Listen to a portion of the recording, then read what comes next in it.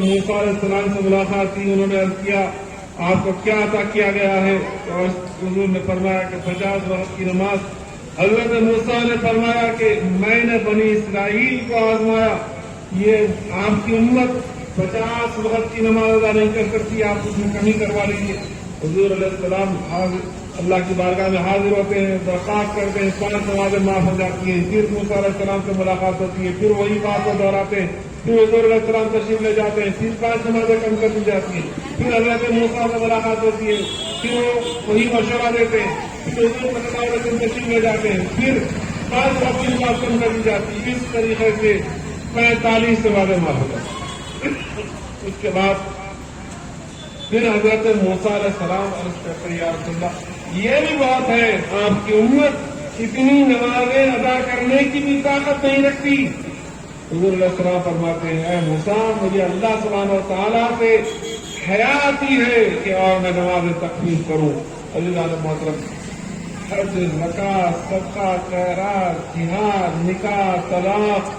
یہ تمام احکام خداوندی قرآن میں نازل ہوئے، جو احکام اللہ تعالیٰ اپنے بندوں تک پہنچایا حضرت رسول اللہ صلی اللہ علیہ وسلم کے ذریعے جبریل علیہ السلام وہی لے کر اس دنیا میں آتے۔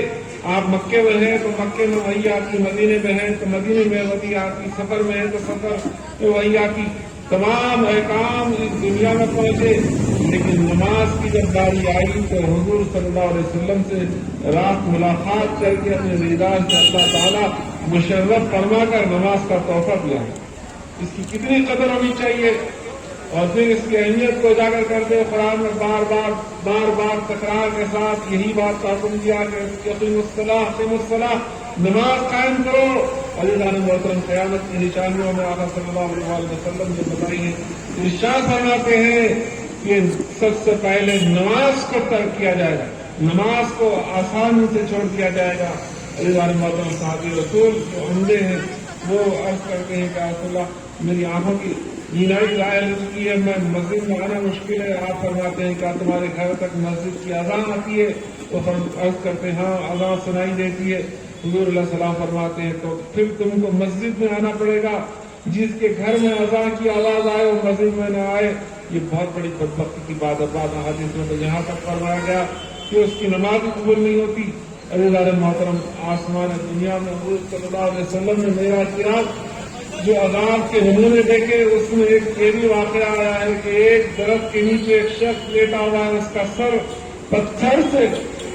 کچلا جاتا ہے، پھر وہ پتھر لڑک کر تھوڑی دور چلا جاتا ہے، فرشتہ بھی اٹھا کر لاتا ہے، تب تک وہ سر درست ہو جاتا ہے، پھر پتھر سے گزرتا ہے، قیامت تک سلسلہ۔ حضور علیہ السلام تجارت فرماتے ہیں جبریل یہ کون شخص ہے جس کا سر پتھر سے گزرا جا رہا ہے؟ عرض کرتے ہیں یا رسول اللہ یہ نماز میں سستی کرنے والا ہے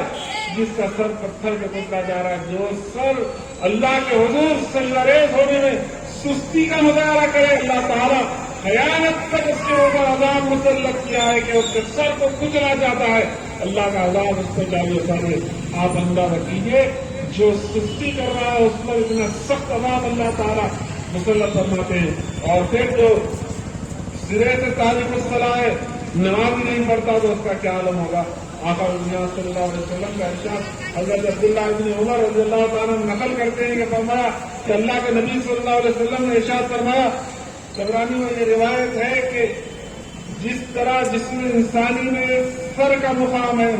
دین اسلام میں نماز کا مقام ہے، اتنی اہمیت کا ہے کہ سر سلامت ہے تو زندگی باقی ہے، سر کٹ جائے تو انسان ہلاک ہو جائے۔ اسی طرح نماز اسلام کی نشانی ہے، اسلام کی بقا اور دین کا جو شعار ہے، اور نماز ترک ہو جائے تو پھر کہے کا مسلمان ہے۔ عزیزان محترم، شاعر فرماتے ہیں روز محشر کے جانبدار بود اولین کرسی کے معروف خبر میں سب سے پہلے جو سوال ہوگا وہ نماز کے متعلق ہوگا۔ آج عزیزان محترم اس کو ایک معمولی مسئلہ سمجھے ہوئے اور اس کے اوپر بیان ہوتا ہے تو لوگ بور ہو جاتے ہیں اور کہتے ہیں کہ خالی نماز کر رہے ہیں، لیکن نماز کی اہمیت کو سمجھیے، اس کو باقی رکھنے کی کوشش کیجیے۔ اللہ تعالیٰ اس ارشاد کو نقل کیا قرآن میں، اللہ تعالیٰ فرماتا ہے نماز قائم کرو، یعنی کہ ہمیشہ باقی رہے نماز، اس کو ترک نہ کیا جائے، وہ مسلسل پڑھتے جائے جب تک زندگی کی آخری سانس بھی باقی ہے، نماز کو قائم رکھیں گے تو یہ دین قائم رہے گا، اور امت کا وقار، اس کی شان اور اس کی عظمت رفتار بال رہے گی، اور اس کو چھوڑ کر ہم ادھر ادھر ٹھوکریں کھائیں گے تو ذلت اور رسوائی ہمارا مقدر بن جائے گی۔ عزیزان محترم، ہم یہ سمجھتے ہیں کہ یہ بزم، یہ روشنیاں، یہ شان، یہ شوکت، یہ خوشیاں، یہ جو بہاریں باقی رہیں گی، یہ دنیا اور اس کی محفلیں ہمارے دل و دماغ پر ایک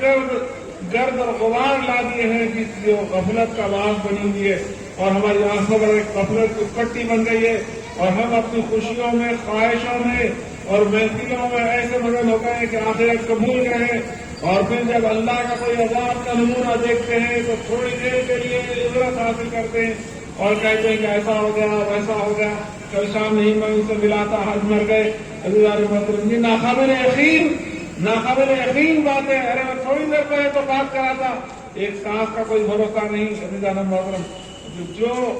لاکھوں کروڑ روپے کے مالک ہوتے ہیں، ایک آن میں ایک معمولی سا جھٹکا آتا ہے تو وہ فقیر بن جاتے ہیں، کوئی ان کے پاس پرسان حال نہیں ہوتا۔ طوفان آتا ہے، تمام جائیداد، مال متا خاک مل جاتا ہے، زلزلہ آتا ہے، تباہی و بربادی مقدر بن جاتی ہے۔ جو بستیاں آباد ہیں، زبر شاداب ہیں، جو خوشیاں منا رہے ہیں اور غفلت کی زندگی جی رہے تھے، وہ آنے واحد میں زمین ہو گئے، اور پھر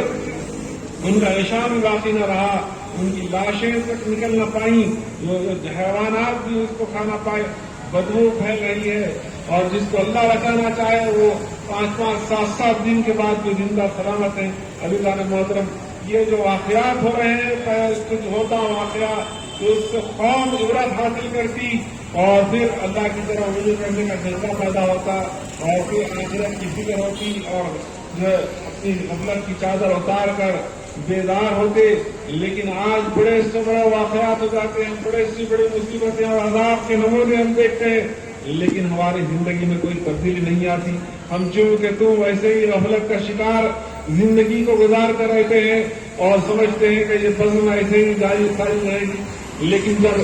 کوئی مرتا ہے تو چیختے ہیں، چلاتے ہیں، واویلا مچاتے ہیں، ایسا ہو گیا، ویسا ہو گیا، تینوں چلے گئے۔ لیکن یاد رکھیے، فرشتہ موت آپ کے گھر پر دستک دے کر روح قبض کر کے جاتا ہے، لوگ روتے ہوتے ہیں تو وہ اعلان کرتا ہے کہ اے رونے والوں، اے چیخنے چلانے والوں، اور اس موت سے گھبرا کر واویلا مچانے والوں، پھر میں آؤں گا اللہ کے حکم سے، اور پھر جس کے لیے حکم ہوگا اس کی روح قبض کر کے لے کر جاؤں گا۔ تمہارا چیخنا، غم کرنا، چلانا، واویلا مچانا مجھے کوئی فرق نہیں پڑنے والا ہے۔ اپنی غفلت کو چھوڑو، اللہ کی طرف رجوع کرو، اللہ تعالیٰ کی رحمت وسیع ہے، توبہ